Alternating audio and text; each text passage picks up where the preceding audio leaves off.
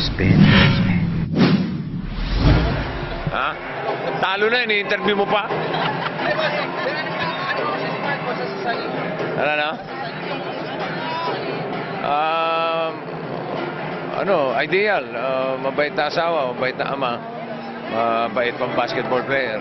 Pero initially po, saan pa naliligaw para sa mga bago struggling player? Hindi naman. Nung naliligaw sa kay Danica, magaling na sa nun. Oo. Pero kasi ito na parang naisip mo pa na hindi kaibigan. Alin? Hindi na kaibigan, naisip mo na kaibigan. Hindi, makikita mo naman sa aura ng tao kung mabait o nagbabait-baitan lang. Naramdaman ko naman kagad sa kanya yun na mabait talaga sa tao. What about doon niya? Sa karir niya, pwede ba siya maging co-writer, maging artista? Oo, nag-guest nga sa show ko yan eh. May potential ba? Oo, meron. Pero Oo. ngayon ay matuloy sa basketball. Ay, hindi. Kailangan mag-concentrate siya rito. Lalo na, kailangan nila manalo ng sunod-sunod. So, paano kayo yung basketball niya? Nalukot din ba kayo kasi may struggling din? Adjustment lang siguro.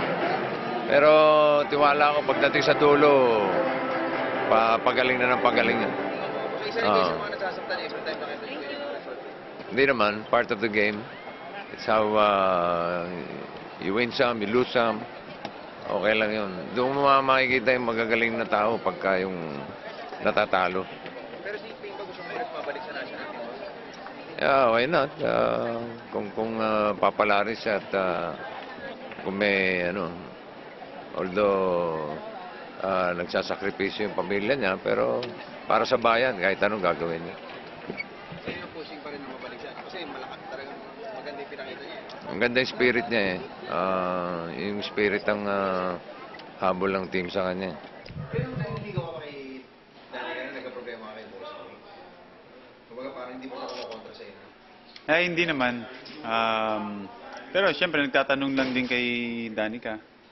Ganoon naman, pag magulang talaga kahit sa akin naman, kung may naligaw sana ako, talagang magtatanong ako, di ba? Pero, pinakita ko naman kasi na, kumbaga, kung sino talaga yung Mark Pingris kay Bossing, so, wala naman. Pero nandun din yung doubt na, sino yan? Taga saan yan?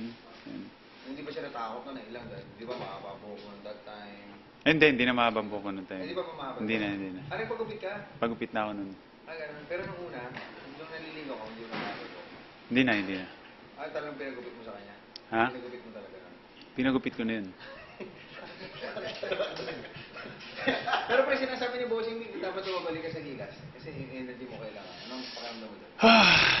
Tingnan natin, pag-pray ko yan. Pero pag talagang kinausap nila ako,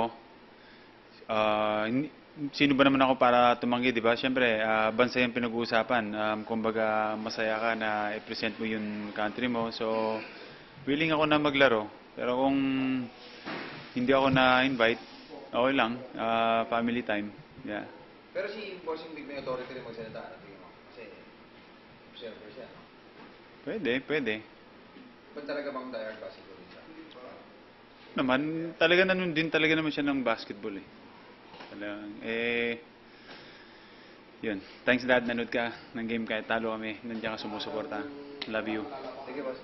Pwede ka rin mag-artista eh. Mag-artista ka ba?